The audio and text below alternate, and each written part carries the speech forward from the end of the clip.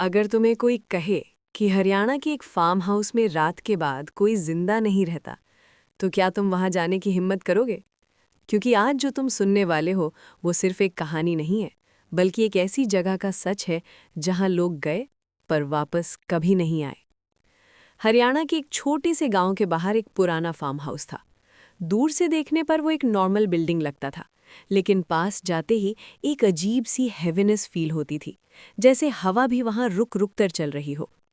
लोग कहते थे कि ये फार्म हाउस पहले एक अमीर आदमी का था, जिसका नाम किसी को याद नहीं, पर उसके साथ जो हुआ वो आज तक कोई भूल नहीं पाया। कहते हैं एक रात उस फार्म हाउस में कुछ ऐसा हुआ जिसने सब कुछ बदल दिया। पड़ोस के लोगों ने चीखने की आवाज़ें सुनी, फिर अचानक सब चुप हो गया।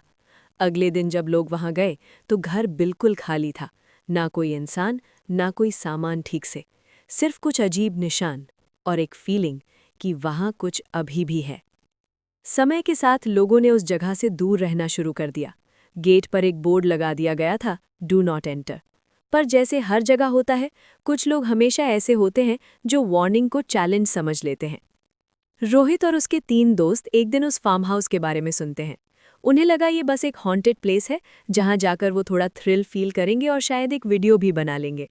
उन्होंने डिसाइड किया कि वो शाम को वहां जाएंगे और रात भी वहीं रुकेंगे। शाम के वक्त जब वो फार्म हाउस के पास पहुंचे तो आसमान हल्का अंधेरा हो चुका था। गेट पर वही पुराना बोर्ड लटक रहा था, डू नॉट एंटर। एक दोस्त ने थोड़ा हेजिटेट किया, पर रोहित हंसा और बोला, अगर इतना डेंजरस होता तो यहाँ लोग आने ही नहीं देते, ये सब बस लोगों को डराने के लिए है। उन्होंने गेट खोला और अंदर चले गए। अंदर जाते ही उन्हें एक तीखी सी बदबू महसूस हुई, जैसे कुछ पुराना और सड़ा हुआ हो। दीवारें टूट चुकी थीं, फर्नीचर बिखरा हुआ था और हर जगह धूल की मोटी परत जम चुकी थी। फिर भी कुछ ऐसा था जो नॉर्मल नहीं लग रहा था, जैसे घर खाली होते हुए भी खाली ना हो। एक कमरे में उन्हें दीवार पर गहरे लाल रंग के निशान दिखे। पहले तो उन्होंने सोचा कि ये पेंट होगा, पर जब टॉर्च की रोशनी सीधी पड़ी तो वो बिल्कुल खून जैसा लग रहा था। और सबसे अजीब बात ये थी कि वो पुराना नहीं लग रहा था। उन्होंने अपना कैमरा ऑन किया और रिकॉर्ड करना शुरू किया। तभी अचानक कैमरा एक सेकंड के लिए ग्लिच हुआ। स्क्रीन ब्लैक हुई, फिर वापस आई। उन्होंने इस बात पर ज़्यादा ध्यान नहीं दिया, पर जब बाद में फुटेज चेक की गई तो उस एक सेकंड में कुछ ऐसा कैप्चर हुआ था जो किसी ने एक्सपेक्ट नहीं किया था। एक लड़की का चेहरा, बिल्कुल उनके पीछे। उस वक्त उन्हें कुछ पता नहीं चला। वो आगे बढ़ते रहे, एक एक रूम चेक करते हुए। हर रूम में वही अजीब सा माहौल था, ठंडी हवा, बिना किसी सोर्स के आवाज़, और वो फीलिंग कि कोई उन्हें देख रहा है। जैसे जैसे रात गहरी होती गई, वैसे वैसे उनका कॉन्फिडेंस कम होने लगा। पर अब वापस जाना उन्हें थोड़ा बेइज्जती जैसा लग रहा था, इसलिए उन्होंने डिसाइड किया कि वो रात वहीं रुकेंगे। रात के करीब 2 बजे सब सो रहे थे। तभी रोहित की आंख अचानक खुल गई। उसने देखा कि कमरे का दरवाज़ा आधा खुला हुआ है। हवा चल रही थी, पर अंदर कोई हवा का सोर्स नहीं था। फिर उसने एक आवाज़ सुनी, रोहित। एक धीमी सी औरत की आवाज़ जो सीधा उसका नाम ले रही थी। पहले तो उसने सोचा कि उसका कोई दोस्त मजाक कर रहा है। वो उठकर बाहर गया, पर कॉरिडोर बिल्कुल खाली था। अंधेरा इतना गहरा था कि टॉर्च के बिना कुछ दिख नहीं रहा था। फिर दोबारा आवाज़ आई, रोहित। इस बार आवाज़ उसके बिल्कुल करीब थी। उसका दिल तेज धड़कने लगा। उसने धीरे से पीछे मुड़ने की कोशिश की, और जैसे ही वो मुड़ा, उसने उसे देखा। एक औरत, सफ़ेद कपड़ों में, लंबे उलझे हुए बाल और आंखें बिल्कुल काली। वो सीधा उसकी तरफ देख रही थी। उसके चेहरे पर कोई एक्सप्रेशन नहीं था, बस एक अजीब सी शांति। रोहित चिल्लाना चाहता था, पर उसकी आवाज़ नहीं निकल रही थी। उसके पैर जैसे ज़मीन में जम गए थे। वो औरत धीरे धीरे उसकी तरफ बढ़ने लगी। हर कदम के साथ हवा और ठंडी होती जा रही थी। रोहित को लग रहा था जैसे उसके आसपास की दुनिया रुक गई हो। वो औरत उसके बिल्कुल पास आ गई, इतनी पास कि रोहित उसकी सांस महसूस कर सकता था, जो बिल्कुल ठंडी थी।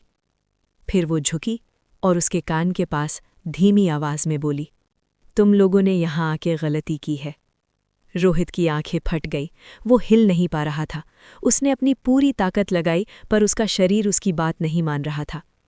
फिर उस औरत ने एक और बात कही, अब तुम यहाँ से नहीं जा सकते।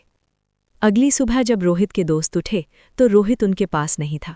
उन्होंने उसे पूरे घर में ढूंढा, हर कमरा चेक किया, हर कोना देखा। आखिर में वो उसे एक छोटे से कमरे में मिले। रोहित एक कोने में बैठा था। उसकी आंखें खुली हुई थीं, पर वो किसी को देख नहीं रहा था, जैसे वो वहां होकर भी वहां ना हो। उन्होंने उसे हिलाया, उसका नाम लिया, पर कोई रिस्पॉन्स नहीं मिला। तब उनकी नज़र रोहित के हाथ पर गई। उसके हाथ पर खून से कुछ लिखा हुआ था, शी इज़ स्टिल हियर।